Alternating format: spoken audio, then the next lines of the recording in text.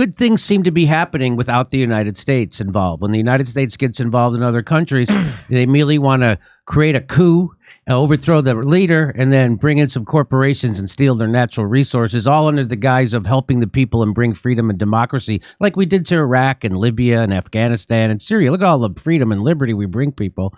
So Saudi Arabia and Syria are close to resuming ties in Russia brokered. So Russia brought Saudi Arabia and Syria. So that's the Syrian war is all about. Big theory is that they wanted to put a pipeline through there, through Syria. He wouldn't let it happen because he's close with Russia. And now Russia is bringing them together. So when the United States gets involved, we got in bed with Al-Qaeda and al-Nusra and ISIS in Syria to try to overthrow this guy. What Russia did is bring those two countries together, and they managed to get a peace deal.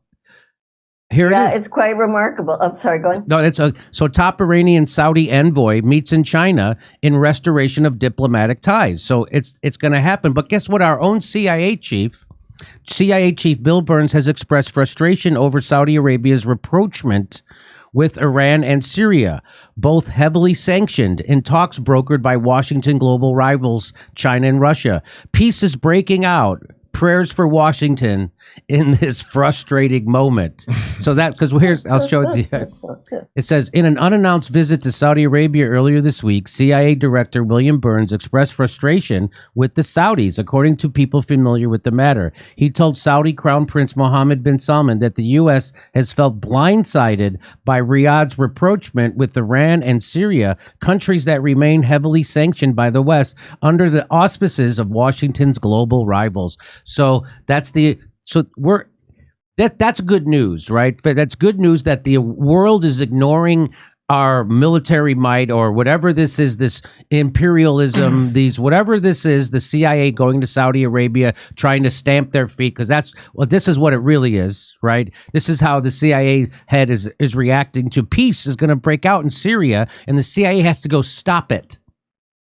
Well, that's right. And, this could also be good news for the war in Yemen. When you have Iran and Saudi Arabia coming together, it could mean that they're going to wind down that war and the people of Yemen could start rebuilding their country. But, the U.S. was sending so many weapons and making so much money by sending the weapons to Saudi Arabia, that incredibly repressive regime, that they don't want peace. So as you say, and as Aaron Mate says, peace is breaking out all over the world, and people are ignoring the U.S. government, which is great because the more countries can come together that have been arch enemies and created so much fighting and misery, the better off the world is. So here was a cable that WikiLeaks revealed that was written by CIA Director William J. Burns. Then he was the then U.S. ambassador to Moscow. And here's what he said.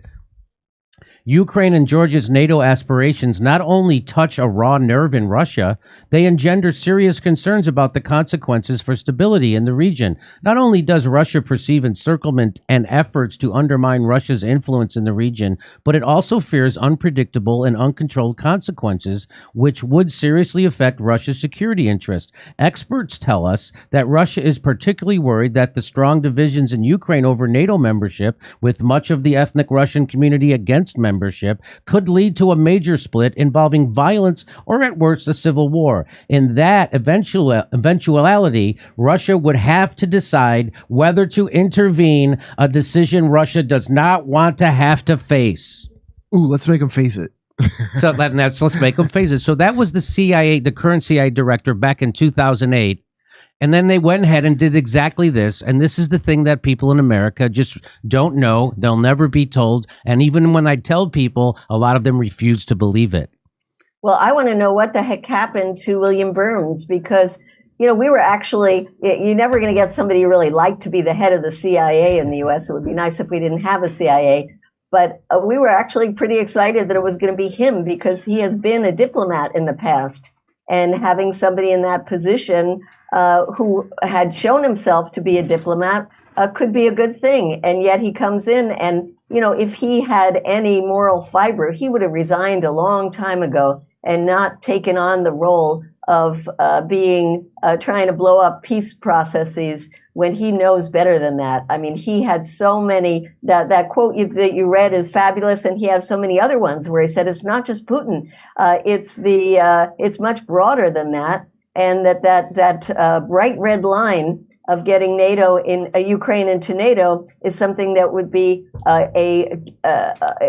create instability throughout the whole region. So how can he agree to be in a government now and be in the head of the CIA and be following the positions of Biden, which is to not do diplomacy? I guess everybody likes a title, right? So he gets to be the head of the CIA, and if he didn't go along with this, he doesn't get to be head of the CIA anymore. And so, does he really need that? I don't know. I don't know the guy. I can't see into his soul, but I think there's something rotten there. Yeah, of course there is. Power, baby, power. All right. Well, Medea, I really appreciate you stopping by and spending time at our show. Medea Benjamin has a book called, it's in the other thing. It's called War in Ukraine, Making Sense of a Senseless Conflict. There it is. He's got it. There it is. And everybody check out, what's the website again? peaceinukraine.org?